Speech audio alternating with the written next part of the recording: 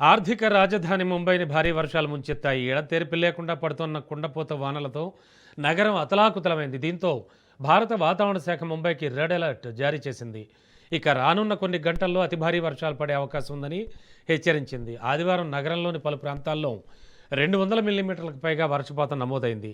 అత్యధికంగా విక్రోలి వెస్ట్లో 310.6 మిల్లీమీటర్ల వర్షం కురవగా, కొలాబా పంపింగ్ స్టేషన్ వద్ద 306.6 మిల్లీమీటర్ల, టాగోర్ నగర్లో 301.8 వర్షపాతం నమోదైంది. దీంతో లోతట్టు ప్రాంతాలన్నీ జలమయమయ్యాయి.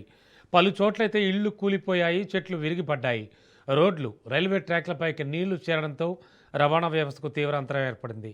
సబర్బన్ ట్రైన్స్ ఆలస్యంగా నడుస్తున్నాయి.